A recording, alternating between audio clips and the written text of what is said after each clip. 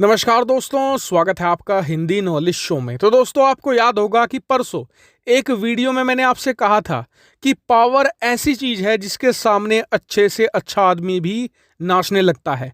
और आज मैं वही चीज आपको प्रैक्टिकल दिखाने वाला हूं। जी हां, भारत ने लिटरली तालिबान को नचा दिया है। और इतना ही नहीं, भारत ने इस मामले में अब चीन और रूस को घसीट लिया है। क्यों? क्योंकि ये दोनों ही देश दोगलापन दिखा रहे थे। एक तरफ तो ये कहते थे कि अफगानिस्तान में शांति आनी चाहिए, हिंसा कम होनी चाहिए, और दूसरी तरफ ये तालिबान से बातचीत कर रहे थे। तो ऐसे में भारत ने इन दोनों का भी इलाज कर दिया है। सबसे पहले हम तालिबान वाली खबर पर चलेंगे। दरअसल आपको पता ही होगा कि इस समय हेरात शहर पर कब्जे को लेकर तालिबान ने पूरा जोर लगाया हुआ है।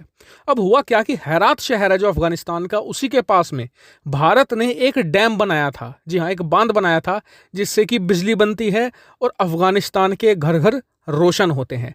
और जब भारत ने ये डैम बनाया था तो भारत की जो गुडविल थी वो अफगानिस्तान में बहुत ज्यादा बढ़ गई थी और अफगानिस्तान के घर घर में भारत की तारीफ होने लगी थी। और आज भी इस डैम को लेकर भारत को एक दोस्त की नज़र से देखा जाता है अफगानिस्तान में। अब आपको पता है तालिबान तो पाकिस्तान का चमचा है और पाकिस्तान ने ऑर्डर ये दे के रखे हुए हैं तालिबान को कि भारत के जितने भी प्रोजेक्ट हैं अफगानिस्तान में उन्हें डिस्ट्रॉय कर दो।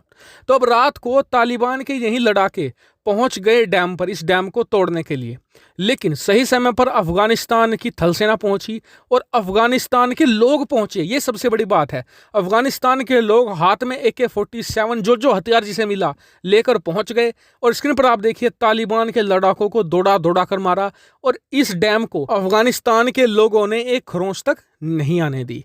खैर, इस सब की रिपोर्ट आज सुबह अफगानिस्तान के विदेश मंत्री ने भारतीय विदेश मंत्री को दी कि जी ऐसे ऐसे करके आपके जितने भी प्रोजेक्ट हैं तालिबान उन्हें डिस्ट्रॉय करना चाहता है। अब भारत ने कहा कोई बात नहीं, शाम तक रुको, इनका इलाज हम करते हैं। और भारत ने इलाज ऐसा किया कि स्क्रीन पर आप देखिए तालिबान ने अब से कुछ देर पहले ही बयान दिया है कि भारत के जितने भी प्रोजेक्ट हैं अफगानिस्तान के अंदर हम उनकी सुरक्षा करेंगे, हम उन्हें सेफ गार्ड करेंगे।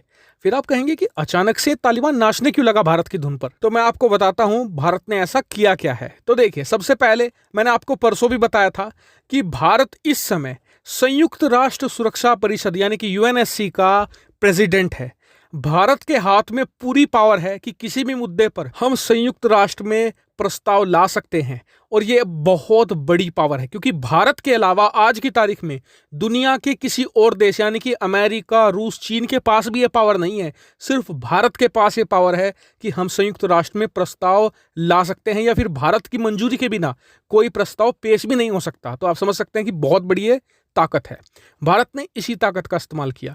भारत ने आज सुबह ही एक इमरजेंसी मीटिंग बुलाई है अफगानिस्तान के मुद्दे पर और जितने भी परमानेंट मेंबर हैं इसके, जिसमें रूस, चीन, फ्रांस, ब्रिटेन और अमेरिका शामिल हैं, इन पांचों को कहा है कि इस पर चर्चा की जाए।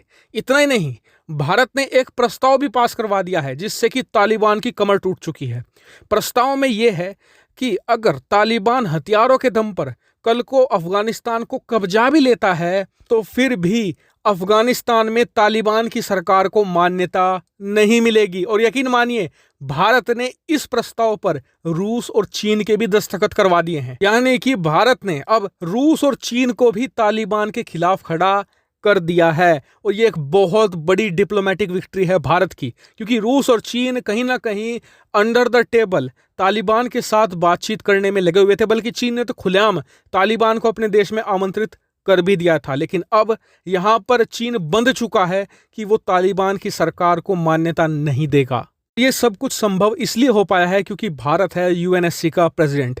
और इसीलिए आज की तारीख में तालिबान का भारत के खिलाफ जो स्टांस था वो पूरी तरीके से 180 डिग्री का टर्न ले चुका है। और आप यकीन मानिए, जो भारत को ये 1 महीने के लिए प्रेसिडेंसी मिली है ना UNSC की, अगर भारत इसका और अच्छी तरीके से इस्तेमाल कर देता है तो हम यहाँ पर ऐसे ऐसे डिप्लोमेटिक गेम खेल जाएंगे जो किसी ने सोचे भी नहीं होंगे। हालांकि फिलहाल इस मामले में इतनी ही खबर है। जैसे कुछ और निकल कर सामने आएगा तुरंत आपको वीडियो बनाकर मैं सूचित कर दूंगा। फिलहाल में इतना ही। Thank you very much for watching video.